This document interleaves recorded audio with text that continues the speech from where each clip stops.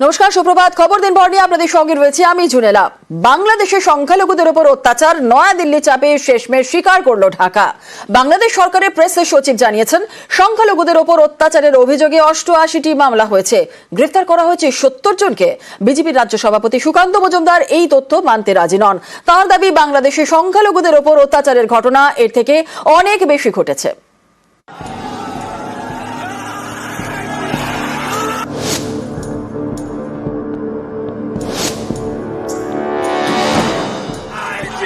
ইসকনের সন্ন্যাসী চিন্ময় কৃষ্ণ দাস গত মাসের শেষের দিকে তাকে গ্রেফতার করা হয়।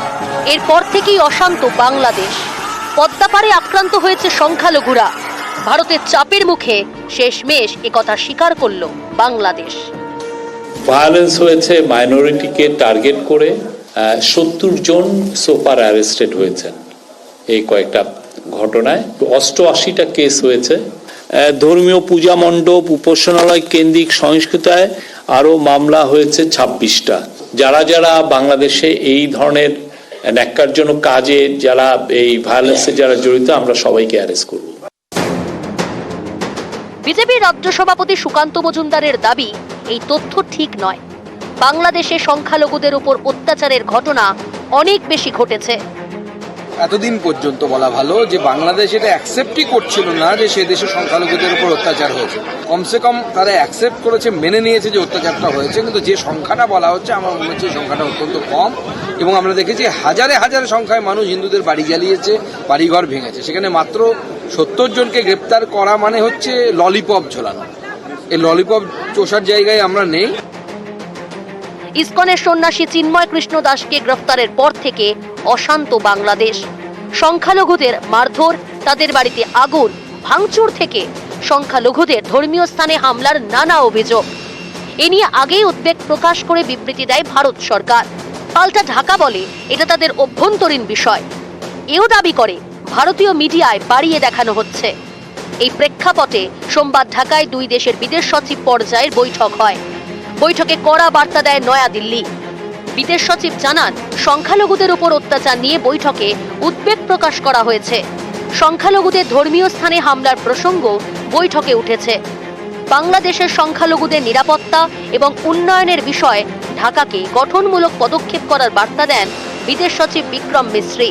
পাল্টা সেদিনও ঢাকা দাবি করে এটা তাদের অভ্যন্তরীণ বিষয়।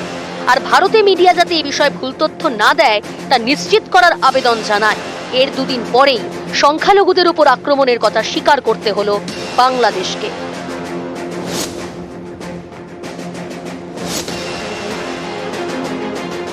ভায়োলেন্স হয়েছে মাইনরিটিকে টার্গেট করে।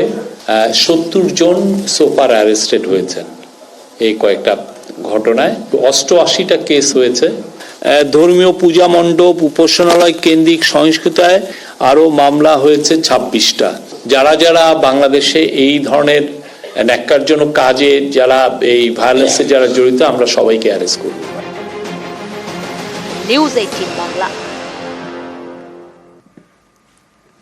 বাংলাদেশে ইসকন ভক্তির জন্য হুমকি, আতঙ্কে বাংলাদেশ থেকে পালিয়ে পশ্চিমবঙ্গের নাবালিকা।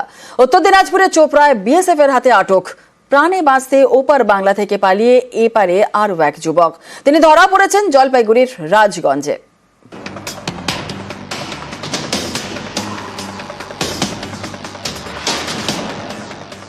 ইসকনের সন্ন্যাসী চিন্ময় কৃষ্ণ দাস, তাকে গ্রেপ্তারের পর থেকে উত্তাল বাংলাদেশ। বারবার উঠেছে সংখ্যালঘুদের ওপর হামলার অভিযোগ। আতঙ্কে সেদেশের সংখ্যালঘুরা। প্রাণে বাঁচতে দেশও ছাড়তে হচ্ছে সীমান্ত পেরিয়ে এপার বাংলায়।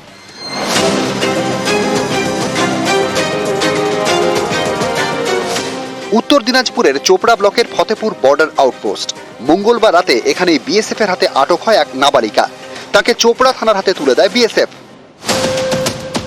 নাবালিকা দাবি করে তার বাড়ি বাংলাদেশের পঞ্চগড় জেলায়। তার পরিবার ইসকনের ভক্ত। এ কারণে তাকে বাড়ি থেকে তুলে নিয়ে যাওয়ার লাগাতার হুমকি দেওয়া হচ্ছিল। আতঙ্কে ভিটে মাটি ছেড়ে পালাতে বাধ্য হয়। জলপাইগুড়ির বেলাকোবায় আত্মীয়ের বাড়ি, সেখানে আশ্রয় নিতেই বাংলাদেশ ছেড়েছে। নাবালিকার থেকে ফোন নাম্বার পেয়ে তার আত্মীয়দের চোপড়া থানায় ডেকে পাঠায় পুলিশ। জিজ্ঞাসাবাদের পর নাবালিকাকে জেলা শিশু কল্যাণ সমিতির মাধ্যমে হোমে পাঠানোর ব্যবস্থা করা হয়। তো ওরা তো ওইদিকে ও আমাদের ইসকনের ভক্ত বলে ও টর্চারিং করেছে, তারপর ওকে কিডন্যাপ করবে। প্রাণ ভয়ে একটা মেয়ে এখন কি করবে, তার ও বাধ্য হয়ে তারপরে এখন ওদিকে থেকে কাকে দিয়ে যোগাযোগ করে মানে পাঠিয়েছে। জলপাইগুড়ির রাজগঞ্জ মঙ্গলবার রাতে এখানে বিএসএফ এর হাতে ধরা পড়েন এক বাংলাদেশি যুবক। নিজের নাম জীবন বর্মন বলে জানান। দাবি করেন তার বাড়ি বাংলাদেশের রংপুর জেলার ঠাকুরগাঁওয়ে। বাংলাদেশের বর্তমান পরিস্থিতির জেরেই প্রাণে বাঁচতে সে দেশ থেকে পালিয়ে এসেছেন বলে দাবি জীবন বর্মনের। একজন সনাতনী, আমাদের হিন্দুদের উপর অনেক টর্চার হচ্ছে, যার কারণে আমি বাংলাদেশ থেকে ইন্ডিয়াতে আসি। নিউজ 18 বাংলা। বাংলাদেশের সংখ্যালঘুদের সাহায্য করুক ভারত সরকার। যারা চলে আসতে চাইছেন তাদেরও সাহায্য করুক নয়াদিল্লি। কেন্দ্রকে নিশানা মুখ্যমন্ত্রী মমতা বন্দ্যোপাধ্যায়। ভারত সরকার প্রতিনিধি পাঠিয়েছে, এটা তো ভারত সরকারের দেখার কথা, আমার তো দেখার কথা নয়। তো আমাদের লোকেদের ফিরিয়ে আনার ব্যবস্থা করা হোক, এটা তো আমি অলরেডি বলেছি। আমরা চাই government of India must act. Border থেকে তো অনেকে চলে আসছে আমি শুনছি, কিন্তু বিএসএফ কোথাও আটকাচ্ছে কোথাও আটকাচ্ছে না। ইন্ডো বাংলাদেশ একটা বর্ডারও তো বন্ধ করা হয়নি। বন্ধ করলে তো ইনস্ট্রাকশনটা আমাদের কাছে থাকতো, আমাদের কাছে এই ধরনের কোনো ইনস্ট্রাকশন নেই। কাজেই টোটালটা গভর্নমেন্ট অফ ইন্ডিয়ার ব্যাপার। আমরা শুধু চাই তারা আমাদের মাইনরিটিসদের রক্ষা করুক।